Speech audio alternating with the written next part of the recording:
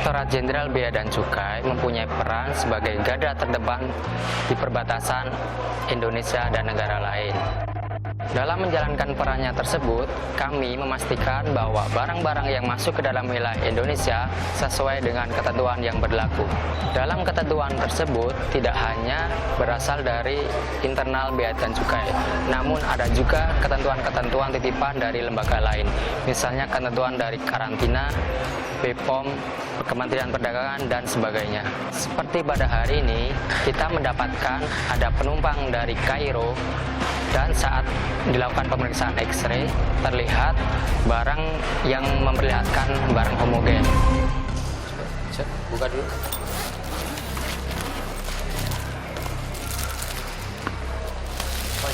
Oleh-oleh kan buat? Iya. Kan semua ini? Iya kan semua buat pesantren kita ya. Jadi baju seragam kita dari Abaya semua. Apanya itu maksudnya? Harga pembeliannya di sini kan? Oh enggak, kita enggak bawa. Saya enggak bawa karena ini kan buat pesantren kita. Ya. Pesantren kita di Padang ya. Soalnya ini banyak banget ini, Pak. Kita di pesantren Salaf, kita pakai ini gamis. Kan Bapak pas pembelian ini di dari mana, Bapak? Dari Kairo. Ya. Terus pembeliannya? Iya. Saya nggak bawa karena kita untuk pesantren kita sendiri. Iya. Jadi ini, Pak, ini kan Bapak coba dulu dicek harganya. Kan apa kelebihan barangnya banyak.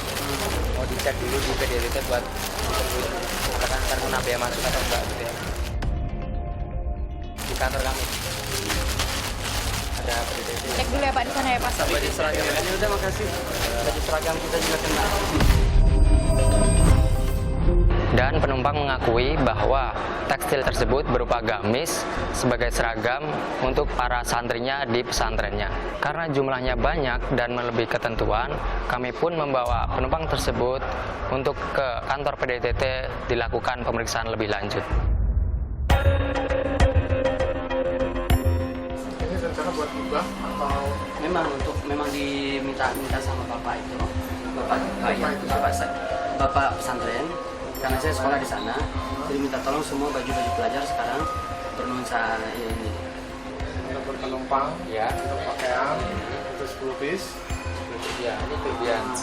Ya karena kita ini santri nggak 10 orang Pak. Jadi kalau misalnya kita bawa 10, terus saya kapan lagi mau bawa 10 lagi, sementara santriwati banyak. Ketentuannya berarti kalau ada donasi, ada hibah, prosedurnya lain. Itu prosedurnya ada prosedur hibah, ada barang bantuan untuk keperluan sosial. Iya. Prosedurnya ada tersendiri. Tapi ketika ini dibawa, masuk ketentuan barang bawaan penumpang. Ini memang sebenarnya ini Pak, pesantren ada donatur masing-masing yang memberikan hibah untuk baju, untuk masjid, untuk karpet. Saat dilakukan pemeriksaan di ruang PDTT, penumpang pun menjelaskan bahwa gamis yang ia bawa adalah titipan yang merupakan hibah dari dermawan untuk santrinya di Indonesia. Salam saya paham, untuk seragam ya paham. Cuman kita juga di sini kan ada prosedur ketentuan.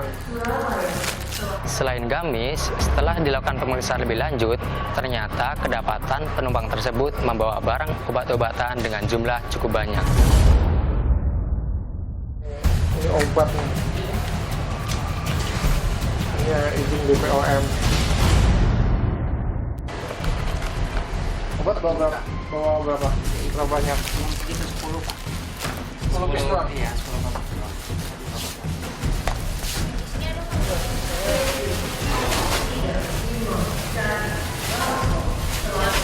Tidak kooperatif ini berarti.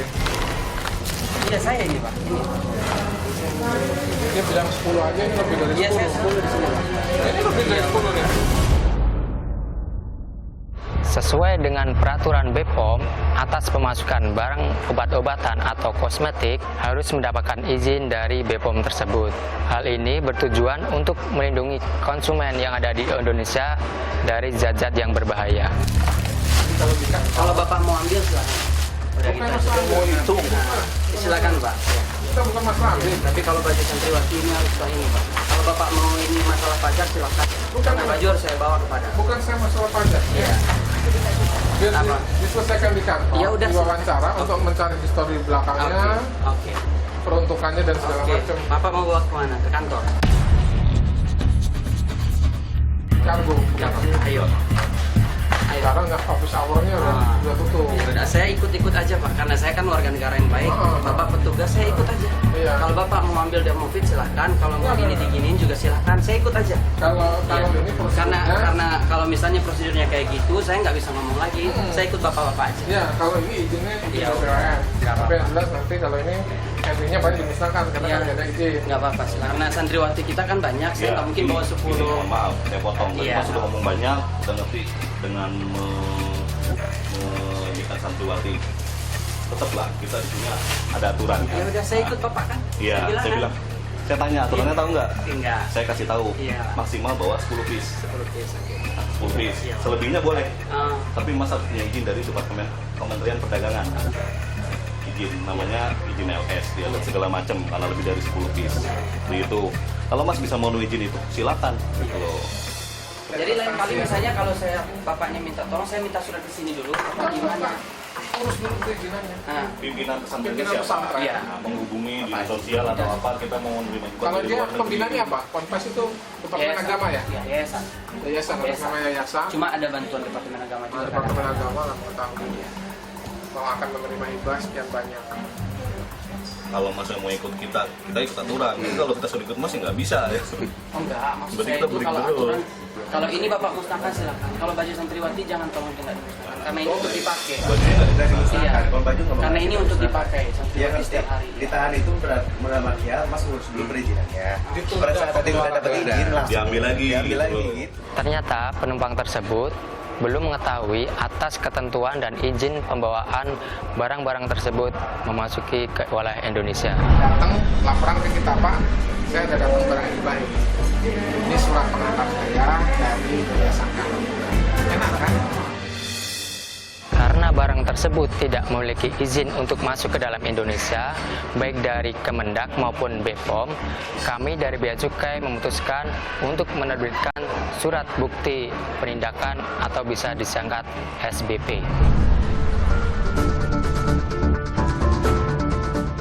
Dan sekali lagi kami mengingatkan kepada seluruh penumpang yang masuk ke dalam wilayah Indonesia untuk benar-benar mengetahui atas ketentuan-ketentuan barang yang mereka bawa.